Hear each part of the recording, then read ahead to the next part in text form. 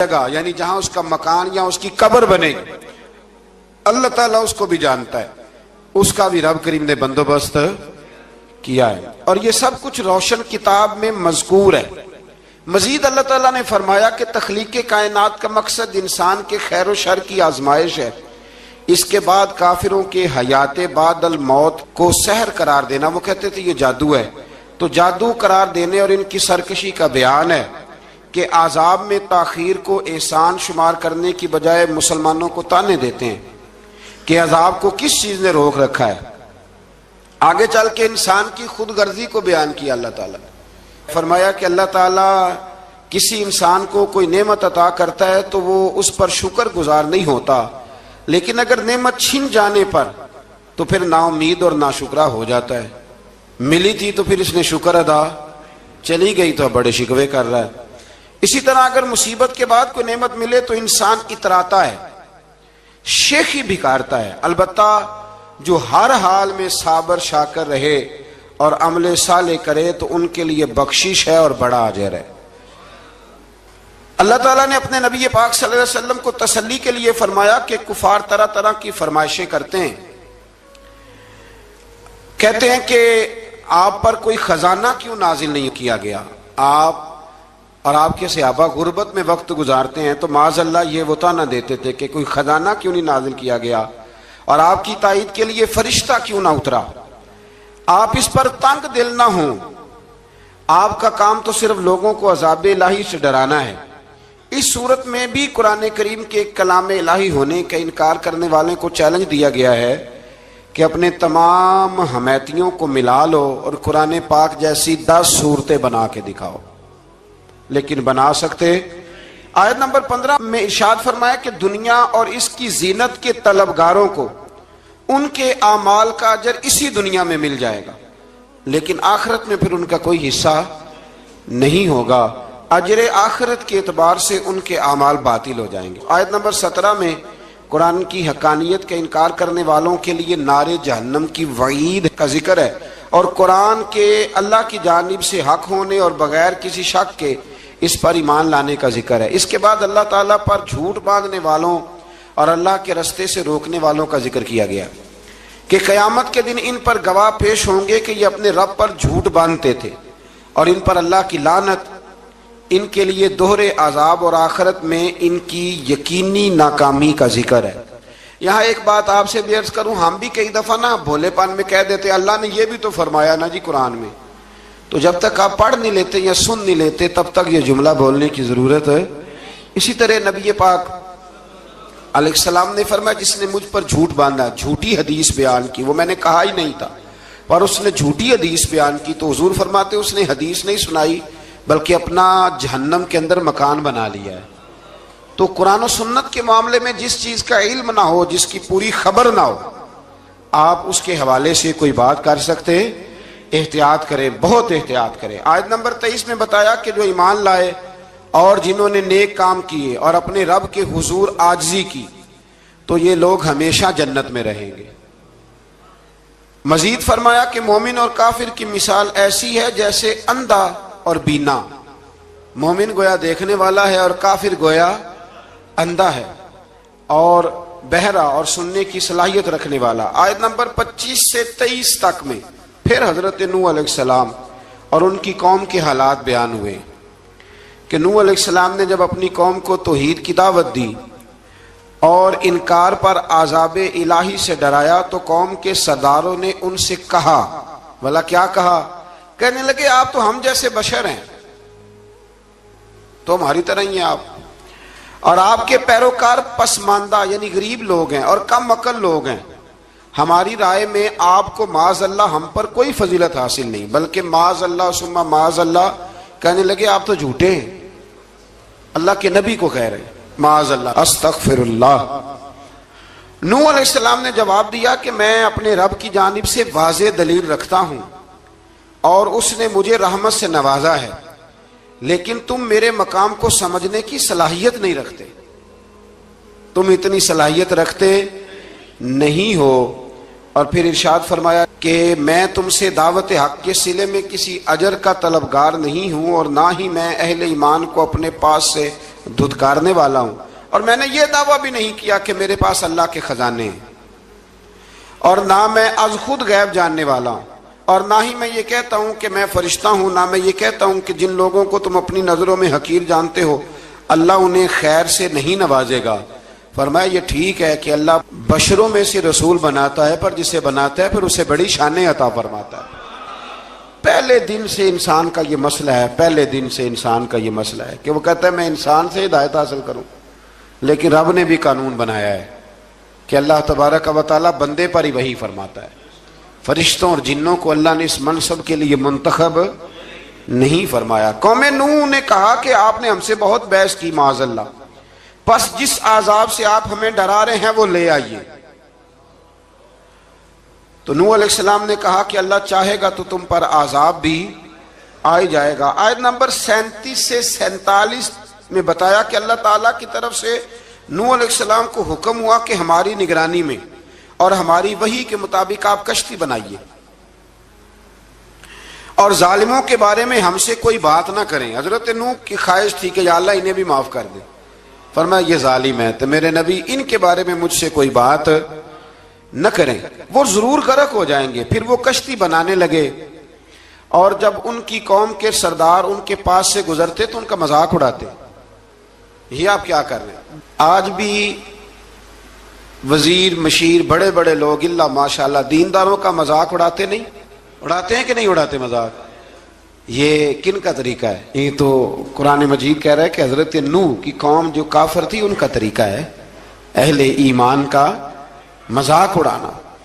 تو وہ مذاق اڑانے لگے۔ نوح علیہ السلام نے کہا کہ وہ وقت آنے والا ہے کہ جب تمہارا مذاق اڑایا جائے گا اور تمہیں پتہ چل جائے گا کہ رسوا کن عذاب کس پر آئے گا۔ اللہ تعالیٰ نے فرمایا جب ہمارا حکم عذاب آ پہنچا اور تندور ابلنے لگا، تندور سے آگ نکلا کرتی ہے، پانی نہیں نکلا کرتا، اور نوح علیہ السلام کی قوم پر جب عذاب آیا تو پانی تندور سے نکلا، تندور سے اللہ نے پانی نکالا، جہاں سے پانی نکلا نہیں کرتا، تندور ابلنے لگا۔ اللہ اکبر۔ تو اللہ تبارک و تعالیٰ نے فرمایا تو ہم نے نوح علیہ السلام سے کہا کہ آپ خود اور اپنے گھر والوں کے ساتھ اس کشتی میں سوار ہو جائیں اور اہل ایمان کو بھی سوار کر لیں، اور ہر چیز کے جوڑے یعنی نر اور مادہ کو سوار کر لیں، اور ان کے ساتھ ایمان والے بہت کم تھے۔ حضرت نوح علیہ السلام دعائیں پڑھتے ہوئے سوار ہو گئے۔ پھر کیا ہوا؟ کشتی انہیں پہاڑوں جیسی موجوں میں لے جا رہی تھی کہ نوح علیہ السلام الگ کھڑے ہوئے اپنے بیٹے سے فرمانے لگے بیٹے ہمارے ساتھ کشتی میں سوار ہو جا اور کافروں کے ساتھ نہ رہو۔ اس نے یعنی نوح علیہ السلام کے بیٹے نے کہا کہ میں آپ کے ساتھ نہیں بیٹھوں گا، ابھی کوئی پہاڑ آئے گا تو میں پہاڑ کی پناہ لے لوں گا۔ اگر کسی نیک آدمی کا بیٹا کبھی غلط نکل آئے تو اس کا مطلب یہ نہیں کہ اس نے تربیت ٹھیک نہیں کی، ہاں یہ اعتراض چھوڑ دیں، اس لیے کہ نوح علیہ السلام کا بیٹا کافر ہو گیا، اور جب سیلاب نظر آیا تو اس سے کہا کہ آجا سوار ہو جا، تو کہنے لگا میں نہیں بیٹھوں گا، میں تو کسی پہاڑ کی پناہ لے لوں گا اور میں اس کے اندر چھپ جاؤں گا اور وہ پہاڑ مجھے پانی سے بچا لے گا۔ نوح علیہ السلام نے کہا آج اللہ کے حکم کے سوا کوئی بچانے والا نہیں ہے سوائے اس کے جس پر اللہ رحم فرمائے۔ پھر ان دونوں کے درمیان موج حائل ہو گئی، ایسے ایک موج اٹھی اور حضرت نوح کا بیٹا ڈوب گیا۔ اور جب حضرت نوح کا بیٹا ڈوبا اللہ کی طرف سے حکم ہوا اے زمین اپنا پانی نگل لے، اے آسمان تھم جا، پانی خوش ہو گیا، اللہ کا فیصلہ نافذ ہو گیا اور کشتی کوہ جودی پر ٹھہر گئی۔ نوح علیہ السلام نے اللہ سے التجا کی کیا میرے پروردگار میرا بیٹا اور میرے اہل سے ہے اور تیرا وعدہ سچا ہے کہ تم میرے اہل کو بچا لے گا۔ اللہ نے فرمایا نوح وہ آپ کے اہل میں سے ہے ہی نہیں، وہ آپ کے اہل میں سے ہے ہی نہیں، اہل میں سے وہ ہوگا جو آپ کے طریقے پہ چلے گا، جو طریقے پہ نہ چلے وہ نسل میں سے ہے ہی نہیں، وہ ختم ہو گئی بات۔ اللہ اکبر۔ اس کے اعمال ٹھیک نہیں، جس بات کی حقیقت کا آپ کو معلوم نہ ہو اس کے بارے میں سوال نہ کریں۔ تو نوح علیہ السلام نے اللہ تعالیٰ سے اپنی اس اجتہادی خطا پر مغفرت اور رحم کی دعا کی۔ پھر طوفان نوح تھم جانے کے بعد وہ سلامتی کے ساتھ اتر گئے۔ اجتہادی خطا میں نے ایک لفظ بولا ہے، یہ اجتہادی خطا کا مطلب یہ ہے کہ بعض اوقات انبیاء سے ایسی باتیں سرزد ہو جاتی ہیں کہ جو تعلیم امت کے لیے ضروری ہوتی ہیں، تاکہ لوگوں کو پتہ چل جائے کہ اللہ کی بارگاہ میں توبہ کیسے کرنی ہے۔ اگر وہ لوگ توبہ نہ کرتے تو ہمیں توبہ کے طریقے سمجھ میں، یعنی ان سے اجتہادی خطا ہو گئی، کہنے میں کرنے میں کوئی ایسی بات ہو گئی جو بظاہر اللہ تعالیٰ کی رضا والی، تو فوراً معافی مانگ لیتے تھے۔ لیکن اب امتی اٹھ کے کہے کہ نبی گناہ گار ہے، معاذ اللہ۔ حضرت آدم نے دعا مانگی تھی نا، ربنا ظلمنا انفسنا، اے اللہ ہم نے اپنی جانوں پر ظلم کیا، انہوں نے کہا تھا۔ تو اگر کوئی بندہ حضرت آدم کو ظالم کہے گا تو کافر ہو جائے گا، تو اگر وہ کہے کہ وہ تو خود کہہ رہے ہیں، ایک بندہ اڑ جاتا ہے، کہتے ہیں جو خود کہہ رہے ربنا ظلمنا، تو خدا کے بندے وہ اللہ کے نبی ہیں، وہ رب سے کہہ رہے ہیں، وہ عاجزی کے طور پر کہہ رہے ہیں۔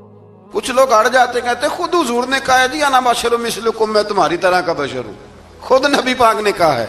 عجیب بیوقوف بندے ہو، نبی کریم تو کہہ سکتے ہیں پر امتی اٹھ کے نہیں کہہ سکتا۔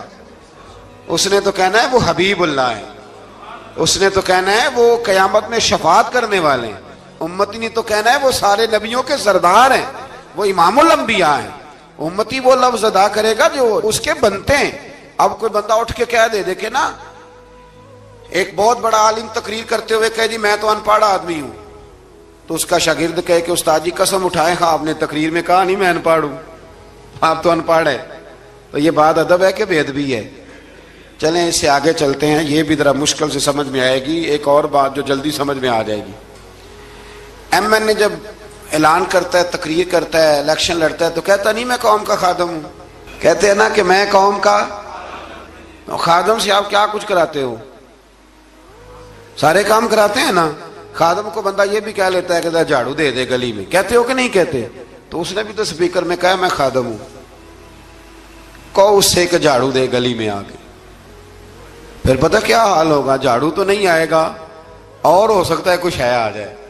تو اس لیے اب کوئی بندہ کہے جی انہوں نے خود کہا ہے، تو ایک کچھ پوری جماعت ہے لوگوں کی جو بات کو سمجھتی نہیں، کہتے ہیں خود کہا ہے میں بشر ہوں، انہوں نے خود کہا میں غیب نہیں جانتا، انہوں نے خود کہا میرے پاس خزانہ کوئی نہیں، انہوں نے خود کہا میرے پاس کوئی شے نہیں۔ تو اس لیے آپ سمجھیں کسی کے لفظوں پر اگر آپ گرا لگا کے بیٹھیں گے تو پھر اس سے بے ادبی ہوگی۔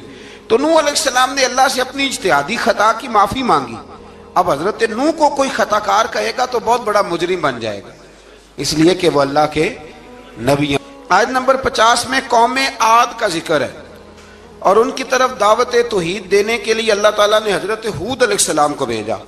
ہود علیہ السلام نے قوم سے کہا کہ میں تم سے کسی چیز کا اجر طلب نہیں کروں گا، میرا اجر میرے اللہ کی بارگاہ میں ہے، پاس تم اپنے رب سے بخشش مانگو، پھر اس کی بارگاہ میں توبہ کرو، اللہ تعالیٰ تم پر موسلا دار بارش برسائے گا اور تمہاری قوت میں اضافہ فرمائے گا۔ قوم عاد نے دعوت حق کو رد کیا اور ایمان نہ لائے، بلکہ ہود علیہ السلام پر طنز کیا۔ وہ کہنے لگے کہ ہمارے تو معبودوں نے، ہمارے بتوں نے معاذ اللہ آپ کو پاگل بنا دیا ہے، آپ کو مجنون بنا دیا ہے، الٹا حضرت ہود کو کہنے لگے، اس لیے آپ ایسی باتیں کرتے ہیں۔ ہود علیہ السلام نے کہا میں اللہ کو گواہ بناتا ہوں اور تم بھی گواہ رہنا کہ میں تمہارے شرک سے بری ہوں، اور میں اللہ پر توکل کرتا ہوں، اور میں نے رسالت کا حق ادا کر دیا ہے۔ آیت نمبر 58 میں اللہ تعالیٰ نے فرمایا جب ہمارے عذاب کا وقت آ گیا تو ہم نے اپنی رحمت سے ہود اور ان کے ساتھ مومنوں کو نجات عطا کی۔ قوم عاد نے اللہ کی نشانیاں اور رسولوں کو جھٹلایا اور دنیا اور آخرت میں لعنت کے حقدار ہوئے۔ آیت نمبر 61 میں پھر سے حضرت صالح علیہ السلام اور ان کی قوم سمود کے حالات کو بیان کیا گیا۔ حضرت صالح نے کہا ہے میری قوم اللہ وحدہ لا شریک کی عبادت کرو، اس سے بخشش طلب کرو، اس کی بارگاہ میں توبہ کرو، اس نے تمہیں زمین سے پیدا کیا ہے، اس پر آباد کیا ہے۔ جواب دیا ہے صالح ہمارے آباء و اجداد کے معبودوں کی عبادت کو روکنے سے پہلے ہمیں آپ سے بڑی امیدیں تھیں، اور اب آپ ہمیں روکنے لگ گئے ہیں باپ دادا کے دین سے، لیکن اب ہمیں آپ کی دعوت کے بارے میں شکوک ہیں۔ صالح علیہ السلام نے اپنی قوم سے کہا کہ یہ اللہ کی اونٹنی ہے اور یہ تمہارے لیے نشانی ہے، اسے چرنے کے لیے آزاد چھوڑ دو اور اسے تکلیف نہ دینا۔ اللہ اکبر، ورنہ تمہیں عذاب پہنچے گا۔ انہوں نے اونٹنی کی کونچیں کاٹ ڈالی۔ صالح علیہ السلام نے کہا تم صرف 3 دن اپنے گھروں میں مزے اٹھا لو، 3 دن، پھر اللہ کا یقینی عذاب آئے گا۔ پھر ایک چنگاڑ نے ان کو آ دبوچا، وہ اپنے گھروں میں گھٹنوں کے بل اوندے پڑے رہ گئے۔ صرف صالح علیہ السلام ان کے ساتھ اہل ایمان اس عذاب سے بچے. یہ 3 قوموں کا ذکر ہو گیا، نوح علیہ السلام کی قوم کا بھی، ہود علیہ السلام کی قوم کا بھی، اور حضرت صالح علیہ. آگے اللہ تبارک و تعالیٰ نے آیت نمبر 69 میں اس بات کا بیان فرمایا کہ حضرت ابراہیم علیہ السلام کے پاس فرشتے بشری شکل میں آئے، انسانی شکل میں. انہوں نے اجنبی مہمانوں کے لیے بچڑے کا بھنا ہوا گوشت تیار کرایا. آپ یقین کریں کچھ باتیں لوگ ایسی بیان کرتے ہیں کہ جن کو نہ سن کے بندے کا دل کرتا ہے کہ اس بندے کو بتائیں کہ یار یہاں تو دین سارا پڑھ. ایک صاحب مجھے کہنے لگے جی میں ایک پیر صاحب کے پاس گیا تھا تو بڑی مرغن غذائیں تھیں، انہوں نے میری بڑی خدمت کی پر مجھے نہیں اچھا لگا، پیروں کو چاہیے سادی روٹی رکھیں. میں کہ تو پیراں واسطے لسٹ بنا خواہ انہوں نے کس طرح نہ ہونا چاہیے. یہ بہت بڑی مصیبت ہے.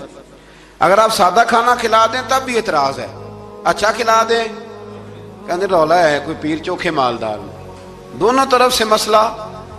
تو کہنے لگا جی نہیں پیروں کا کیا کام ہے، وہ کڑائیاں اور وہ سارے. تو پھر میں نے انہیں کہا کہ آپ اس طرح کریں، گھر جا کے نا تو 12ویں سپارے کی تلاوت کریں.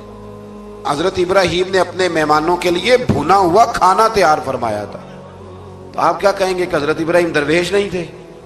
عجیب بات ہے بھائی، آپ ہر بات میں اڑ جاتے ہیں. دین ہم نے وہ لینا ہے جو اللہ کا قرآن ہمیں دیتا ہے اور رسول اللہ کی حدیث ہمیں دیتی ہے. جب انہوں نے دیکھا کہ مہمان کھانے کی طرف ہاتھ نہیں بڑھا رہے تو ان کو ڈر محسوس ہوا. حضرت ابراہیم کو فرشتوں نے کہا کہ ہمیں قوم لوط علیہ السلام کے عذاب کے لیے بھیجا گیا ہے. حضرت ابراہیم کی بیوی کھڑی تھی، اس پر وہ مسکرائیں تو فرشتوں نے اللہ کی طرف سے انہیں حضرت اسحاق علیہ السلام اور اس کے بعد حضرت یعقوب علیہ السلام کی بشارت عطا. اسحاق علیہ السلام حضرت ابراہیم کے بیٹے ہیں اور یعقوب علیہ السلام پوتے ہیں، اور یعقوب علیہ السلام کے بیٹے یوسف علیہ السلام. ہاں اللہ اگر چاہے تو 7 نسلوں میں نبوت رکھ دیتا ہے اگر اس کی منشا ہو. تو حضرت یعقوب کی بشارت دی. انہوں نے حیرت سے کہا کہ ہم دونوں میاں بیوی تو بوڑھے ہیں، اس عمر میں اولاد کیسے ہوگی؟ تو فرشتوں نے جواب دیا اے ابراہیم کے گھر والو، تم پر اللہ کی رحمتیں اور برکتیں ہوں. اللہ کی قدرت پر تمہیں کیوں تعجب ہے؟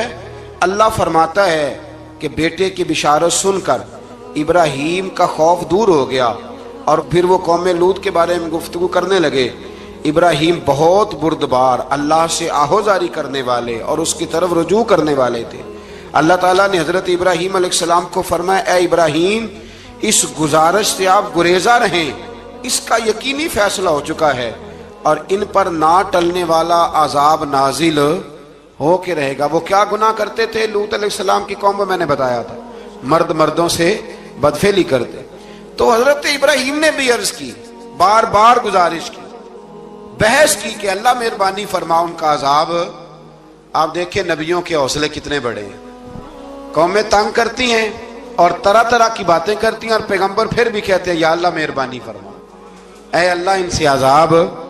آیت نمبر 77 میں حضرت لوط علیہ السلام کی قوم کی بدعمالیوں اور لوط علیہ السلام کے اپنی قوم کو بدعمالیوں کے باعث فرشتوں کی آمد، قوم کے بدعمال لوگوں کے دوڑ کر آنے اور حضرت لوط کو ان کے سمجھانے اور ان کے انکار پر مضطرب ہونے کا ذکر ہے، جس پر فرشتوں نے حضرت لوط کو تسلی دی کہ آپ فکر نہ کریں، ہم آپ کے رب کے فرشتے ہیں، یہ آپ اور ہم تک نہیں پہنچ سکیں گے.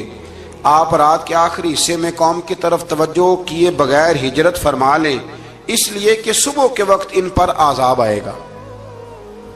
جب اللہ کا عذاب آیا تو اس نے بستی کے اوپر کے حصے کو نیچے کر دیا اور قوم لوط کے اوپر اللہ کی طرف سے لگاتار نشان زدہ پتھر برسائے گئے، لگاتار پتھر آئے. آیت نمبر 84 میں اللہ تعالیٰ نے حضرت شعیب علیہ السلام اور ان کی قوم کا ذکر فرمایا ہے اور ان کے جرائم کو بیان کیا گیا ہے. وہ ناپ تول میں کمی کرتے تھے، دوسروں کو چیزیں کم تول کر دیتے تھے. اللہ تعالیٰ نے ان سے فرمایا کہ فساد فی الارض سے باز آؤ اور اپنے سے پہلے سرکش امتوں کا انجام دیکھ لو. جب حضرت شعیب کی نصیحتوں کا ان پر اثر نہ ہوا تو پھر اللہ تعالیٰ نے انہیں بھی عذاب سے ہلاک کر دیا. آیت نمبر 94 میں فرمایا کہ جب ہمارا عذاب آیا تو ہم نے اپنی رحمت سے حضرت شعیب اور ان پر ایمان لانے والوں کو بچا لیا اور ظالموں کو ایک زبردست چنگاڑ نے پکڑ لیا تو صبح وہ اپنے گھروں میں اوندے منہ پڑے تھے، گویا وہ کبھی وہاں آباد تھے ہی نہیں۔ آیت نمبر 96 میں حضرت موسیٰ علیہ السلام کو عطا کیے جانے والے 9 معجزات کا ذکر ہے۔ پھر فرعون اور اس کے پیروکاروں کے باطل روش کے باعث ان کی ہلاکت کا بھی ذکر فرمایا، اور دنیا اور آخرت میں انہیں ملعون یعنی لعنتی قرار دیا۔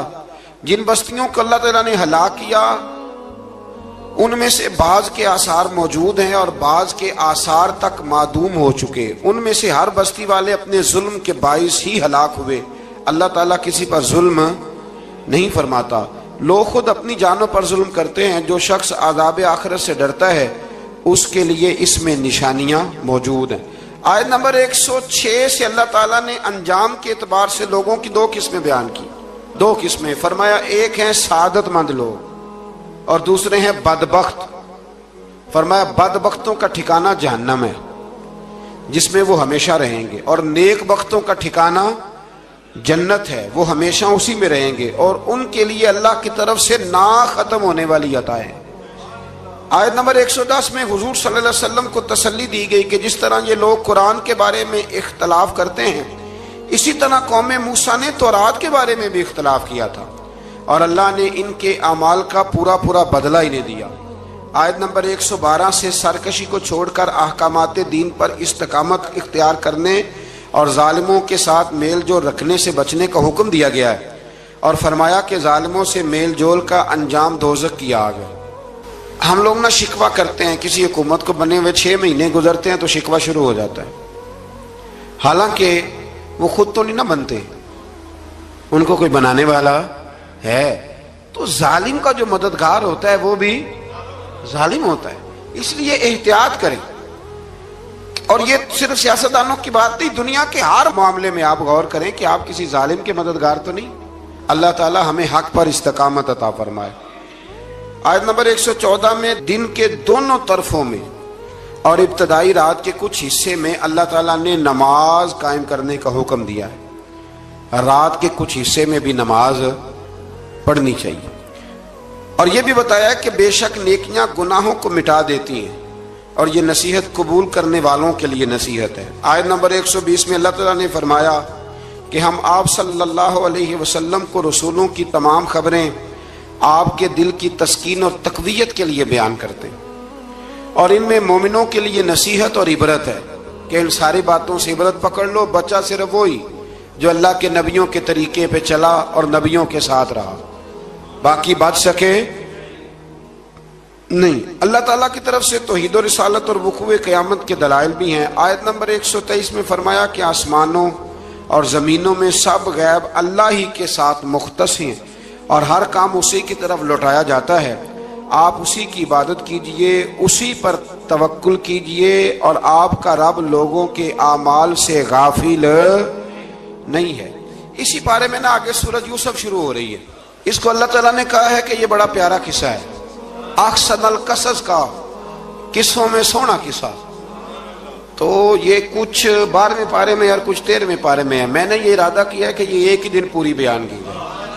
ایک بزرگ کی بات لکھی جو تابعی ہیں، وہ فرماتے ہیں کہ ان بزرگوں کا طریقہ یہ تھا کہ وہ لوگوں سے چھپ کے پہاڑ کے پیچھے عبادت کرتے تھے، اور پوزیشن ان کی یہ تھی کہ کسی سے ملتے نہیں تھے، بالخصوص فجر کی نماز سے لے کر عصر کی نماز تک بکریاں رکھی ہوئی تھیں، ان کو چراتے رہتے تھے فرات کے کنارے اور نفل پڑھتے رہتے تھے۔ اس وقت کو ملنے بھی نہیں آتا تھا۔ ایک شخص بڑی دور سے ان کی شہرت سن کے آیا، میں نے تو ملنا ہے۔ لوگوں نے کہا وہ اس وقت نہیں ملتے، ناراض ہوتے ہیں۔ اس نے کہا اللہ کا بندہ ہے نا، ناراض ہو بھی جائے گا تو لمبا ناراض رہے گا نہیں، اللہ والے جلدی راضی ہو جاتے ہیں۔ پہنچ گئے۔ اب وہ بابا جی نماز پڑھ رہے تھے تو کہتے میں نے عجیب منظر دیکھا کہ بابا جی فرات کے کنارے نماز پڑھ رہے ہیں اور ایک بھیڑیا ان کی بکریوں کی حفاظت کر رہا ہے۔ کہتے میں حیران رہ گیا کہ بھیڑیا تو بکریاں کھایا کرتا ہے اور یہاں چرا رہا ہے۔ کہتے میں جب گیا تو بابا جی نوافل میں مشغول تھے، مجھے دیکھ کے کہنے لگے اس وقت کیوں آئے؟ میں نے کہا حضور اگر آ گیا ہوں تو پھر مہربانی کرے قبول فرما لیں۔ میں بیٹھ گیا تو میں نے کہا حضور یہ بھیڑیا بکریاں چرا رہا ہے، بھیڑیا اور بکریے کی صلح کب سے ہو گئی؟ تو فرماتے ہیں لمبی تقریر نہیں، ہلکا سا جملہ۔ फरमाने लगे जब से बकरियों के मालिक ने रब से सुलह कर ली है ना, तब से भेड़ियों ने भी बकरियों से सुलह कर ली है। बकरियों के मालिक ने रब से सुलह कर ली, गुनाह छोड़ दिए, उसकी फर्माबरदारी में आ गए। अब फिर उसे बकरियां चलाने की जरूरत नहीं रही। बकरियां ना अब भेड़िया चराता है। कहते हैं मेरे ऊपर कपकपी तारी हो गई बुजुर्गों की बात सुन के, और मुझे प्यास लगी और ख्वाहिश आई कि पता नहीं अब बाबा जी कुछ खिलाएं पिलाएंगे भी कि नहीं, बाबा जी कुछ खिलाएंगे भी कि नहीं। कहते मेरे दिल में ख्याल था तो बुजुर्गों ने ना एक लकड़ी का प्याला, उनके पास वो गार में बैठे थे तो एक छोटा सा पत्थर था, उसकी ढलान बनी हुई, बाबा जी ने उसके नीचे लकड़ी का प्याला रखा, वो रखा ही था तो वो दूध से भर गया। कहते उन्होंने मुझे दिया तो ठंडा और मीठा दूध, मेरी तबीयत खुश हो गई। बाबा जी ने ना दोबारा वही प्याला उसी जगह रखा तो शहद से भर गया। 1000 साल पहले दाता साहब लिख रहे हैं। कहते मुझे दिया, मैंने फौरन कहा, मैंने कहा हुजूर ये दूध तो गाय भैंस देती है, पहाड़ों से तो नहीं निकला करता, और शहद तो शहद की मक्खियां देती हैं, पत्थरों से तो नहीं निकलता, ये आप कहां से निकाल रहे हैं? तो कहते हैं वो कुरान मजीद पढ़ने लगे। वज़िस्तस का मूसा लिकौमिही, जब मूसा की कौम ने उनसे पानी मांगा, फरमाने लगे मूसा की नाफरमान कौम पानी मांगे, हजरत मूसा पत्थर पे डंडा मारे तो अल्लाह वहां से 12 चश्मे जारी कर दे। जो रब हजरत मूसा की नाफरमान कौम के लिए पत्थर और पहाड़ों से चश्मे निकाल देता है ना, वो मोहम्मद अरबी के गुलामों के लिए पत्थर और पहाड़ों से दूध और शहद भी निकाल दिया करता है। वो बुजुर्ग कहने लगे बस बात ये है कि आज भी हो अगर इब्राहिम का ईमान पैदा तो आग कर सकती है अंदाजे गुलिस्तां पैदा। कहने लगा हुजूर फिर मेरे लिए भी दुआ करें। आप फरमाने लगे फिर दुआ ना करा तो मदीने वाले की गुलामी शुरू कर, तो नबी करीम की गुलामी शुरू कर, तो रसूल पाक की गुलामी शुरू कर। एक बात इल्म, फिर फरमाया अल्लाह रसूल से मोहब्बत, फिर फरमाया हुजूर की गुलामी। इससे सारे मुकाशिफात खुलेंगे, इससे सारे मुशाहदात खुलेंगे, इसी से करामतें मिलेंगी, इसी से मकबूलियत होगी, इसी से अल्लाह नबी की बारगाह में दर्जा मिलेगा। फिर दाता साहब आगे बढ़ते और दाता साहब फरमाते सूफिया की एक जमात है जो कहती है हमने तो कभी अपनी जुबान पर दुख बयान ही नहीं किए, हर शय अपने रब रसूल के हवाले कर दी, हर शय अल्लाह रसूल के। और दाता साहब कहते हैं कुछ ऐसे भी हैं जो दुआ भी नहीं मांगते, लोगों के लिए मांगते हैं, अपने लिए नहीं मांगते। आप दुआ क्यों नहीं मांगते? तो कहते हैं अल्लाह को तो पता ही है हमें क्या चाहिए, उसे तो पता ही है। एक बुजुर्ग की बात लिखी है दाता साहब ने, मेरी जमात में ना मिजाज है करामतों का, मुझे वो सारी बातें भी आती हैं कि एक बंदा कराची से आया, दाता साहब हाजिरी दी तो उसकी लॉटरी निकल आई, ये भी मुझे आती है, लिखी पढ़ी है मैंने, किताबों में है ये भी। एक बंदा, ये सारी बातें ना आती हैं करामतों में, बड़ी सारी चीजें लोग बयान करते हैं कि मैं वहां आया और मैंने हाजिरी दी तो मौज लग गई, ये सारी बातें आती हैं। हमारे पुराने बुजुर्ग और भी किस्से सुनाया करते थे, सारी हमें चीजों का पता, पर जो उन्वान है ना वो हजरत शेख अबू नूर कहते हैं कि एक बंदा दाता साहब के मजार पे घूम रहा था, दाता 10 रुपए दे, 10 रुपए दे, 10 रुपए दे। तो एक बंदा बड़ी देर से उसे देख रहा था, वो कहने लगा दाता ने तुझे क्या देना है, इधर आ मैं दूं। उसने 10 दिए, बंदा बड़ा हसीन था, हंस पड़ा, कहने लगा दाता तेरे भी सदके जाऊं। दिन आने लगा तो मुनकर से ही दिलवा दिए, जो नहीं मानता उसी से दिलवा दिए। वो बड़ा परेशान हुआ, मैं और चक्कर में था इसलिए मेरे ऊपर ही जड़ दी है बात, कहने लगा दाता तेरे सदके जाऊं। तो ये सारी बातें किताबों में मौजूद हैं, लोगों ने अपने अपने मुशाहिदात जो जिसके साथ पेश आया उसने बयान किए हैं। बहुत सारी बातें काबिले बयान हैं, पर जो उन्वान है मैं उस पर रहना चाहता हूँ। दाता साहब रहमतुल्लाह अलैह फरमाते हैं हमारी तालीमात हैं कि अपने दुख दर्द दुनियादारों से बयान नहीं करने, सवाल का दरवाजा लोगों के सामने खोलना। अल्लाह वालों से कहेंगे कभी कहना होगा तो दुनियादारों से कहना। कहते हैं शेख अहमद नाम के बुजुर्ग थे, सारी जिंदगी किसी को काम नहीं बताया, सारी जिंदगी बड़ी मुश्किलात आई, पर कभी अपनी जात पर सवाल का दरवाजा नहीं खोला। एक ऐसी मुश्किल आई कि जो हल ही नहीं होती थी, किसी ने उन पर कोई इल्जाम लगा दिया। अबू मुस्लिम नाम का एक बादशाह था, उसकी हुकूमत थी, उसने पकड़ के कैद में डाल दिया। अब कैद में है, जुर्म लग गया है, फर्दे जुर्म आयद हो गई है, जेल में है।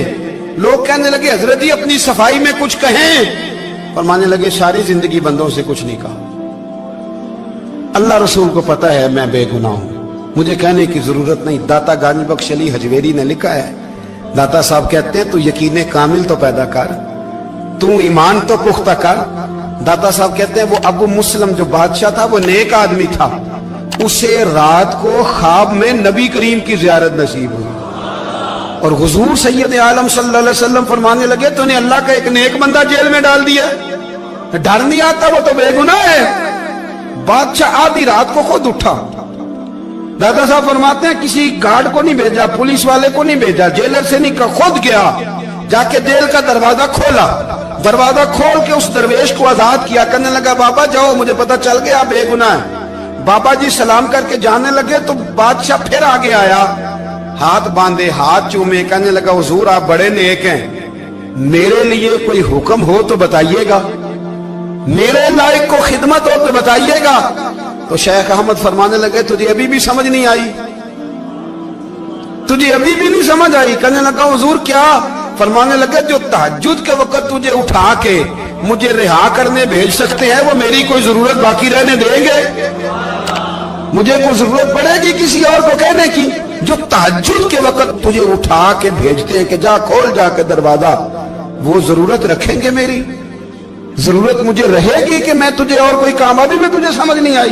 तो दाता अली हजवेरी रहमतुल्लाह अलैह फरमाते हैं असल में हमारी तबीयत है, हमने बंदों से दिल लगा लिया है, दिल अल्लाह रसूल से लगाओ, किसी बंदे से लगाना तो उससे लगाओ जो अल्लाह वाला हो।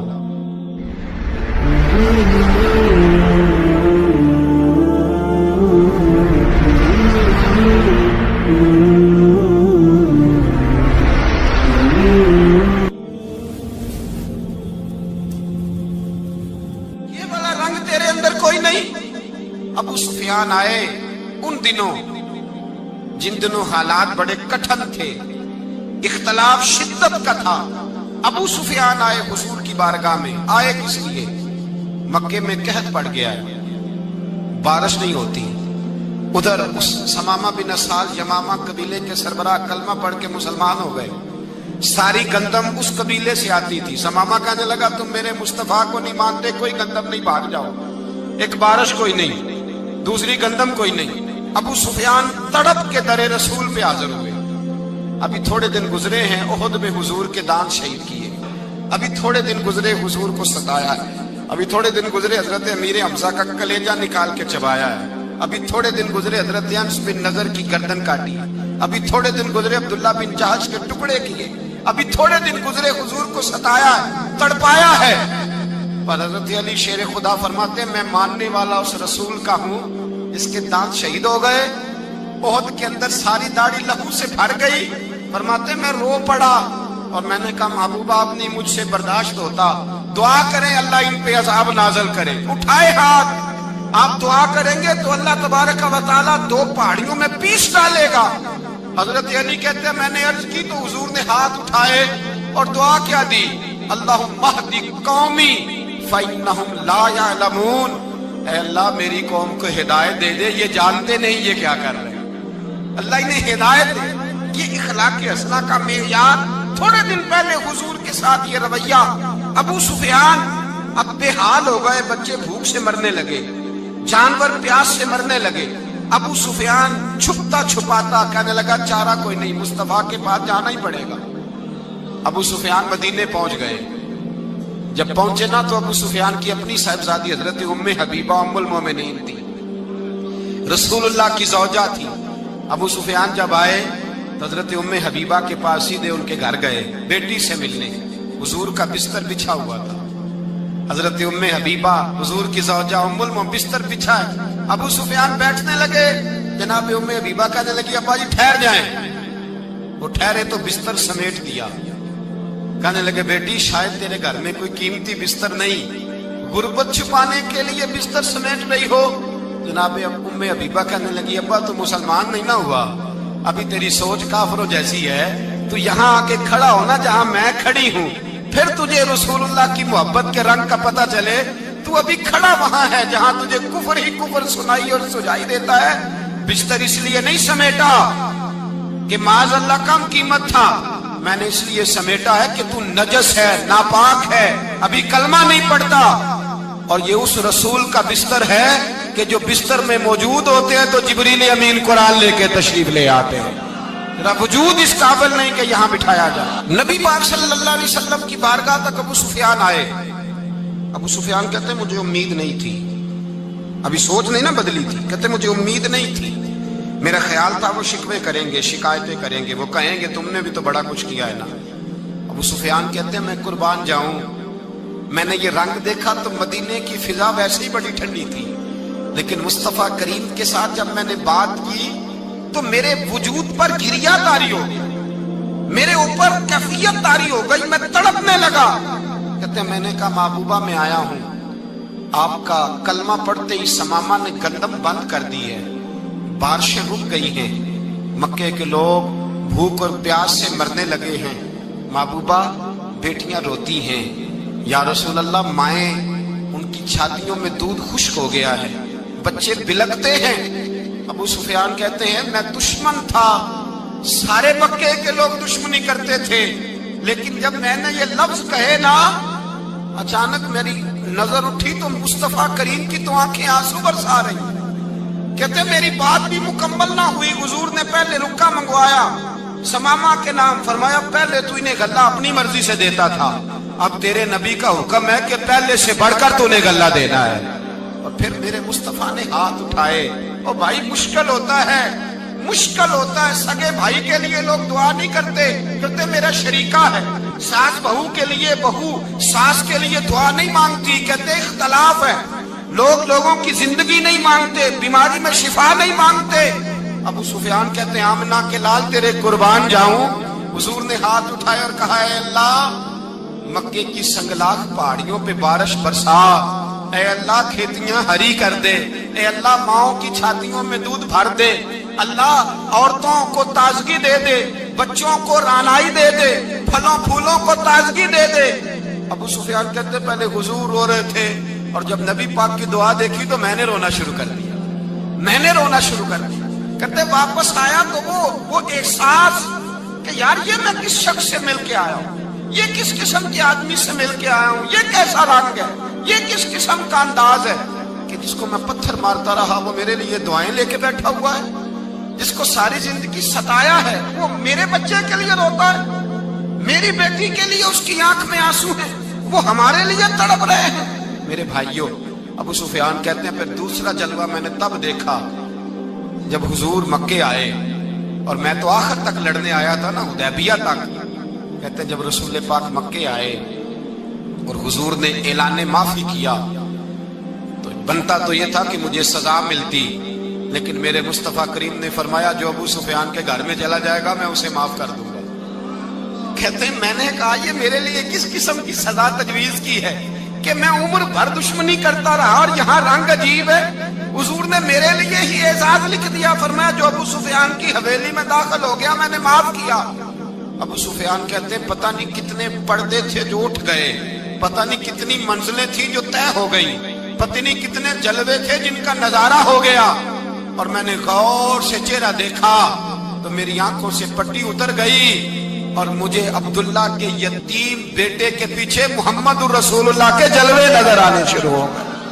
اخلاقی قدریں جب موجود رہتی، یہاں تو لوگ مرے ہوئے شخص کو مارتے ہیں، یہاں تو سڑک پر کتنی گراوٹ ہے اور کتنا گر گیا ہے، اخلاق ان لوگوں کا ایکسیڈنٹ ہو گیا ہے، ٹرین کی پٹری سے اتر گئی ہے، چیخ و پکار ہے، آہیں ہیں، تڑپنا ہے، رونا ہے، سسکیاں ہے، ماں کا بازو کٹا ہے پر وہ چیختی ہے ذرا میرے بیٹے کا پتہ کرو، باپ کی آنکھوں میں ریت پڑ گئی ہے پر وہ تڑپتا ہو میرا بیٹا تھا، چیخ و پکار ہو رہی ہے۔ پر ظلم ہے اس قوم کا کہ جو بچانے والے آئے ہیں وہ پہلے آتے ہی ان کی جیبیں ٹٹول رہے ہیں، ان کے بٹوے دیکھ رہے ہیں، گری ہوئی عورتوں کے یہ آپ اٹھا کر دیکھیے اخبارات، عورتوں کے گری ہوئی عورتوں کے کانوں سے بالیاں نوچی گئی اور ان کے کان تک کٹ گئے۔ یہ اس قوم کا حال ہے۔ اقبال کہتے ہیں جنہیں آتا نہیں دنیا میں کوئی فن تم ہو اور بیچ کھا دے تصورات کا۔ او بھائی اس سے بڑا اخلاق کا مظاہرہ کہاں سے لینے جاؤ گے کہ آمنہ کے لال فرماتے ہیں میرا دل کرتا ہے نماز لمبی پڑھاؤں، نماز اللہ کی نماز، دل کرتا ہے لمبی نماز پڑھاؤں، میں لمبی لمبی صورتیں تلاوت کروں، میں کھل کے رب کریم کا قرآن پڑھوں، میں اللہ تبارک و تعالیٰ کے قرآن مجید کے ذائقوں میں کھو جاؤں۔ لیکن حضور فرماتے ہیں نماز میں کسی بچے کے رونے کی آواز آتی ہے، کسی بوڑھے کی ہائے کی آواز آتی ہے، کسی بیمار آدمی کی ہائے کی آواز آتی ہے۔ نبی پاک فرماتے ہیں میں اللہ کی نماز چھوٹی کر دیتا ہوں، اللہ کے بندوں کا خیال کرتا ہوں۔ میں رب کی نماز چھوٹی کر دیتا ہوں، رب کریم کے بندوں کا خیال کرتا ہوں۔ خدا کے بندے تو ہیں ہزاروں، بنوں میں پھرتے ہیں مارے مارے، میں اس کا بندہ بنوں گا جس کو خدا کے بندوں سے۔ میرے حبیب کریم سید عالم صلی اللہ علیہ وسلم نے فرمایا اللہ کریم نے بندے کو مخلوق کو پیدا کرنے سے پہلے جو تحریر سب سے پہلے لکھی تھی نا، اللہ نے اپنے پاس جو جملے سب سے پہلے لکھے تھے بندے بنانے سے بھی پہلے، وہ فکر یہ تھے کہ ان رحمتی سبقت اعلی غضبی، رب کریم نے لکھا تھا بے شک میری رحمت زیادہ ہے، میرا غضب زیادہ نہیں ہے۔ اس نے لکھا تھا کہ میری رحمت ہمیشہ میرے غضب پر غالب رہے گی۔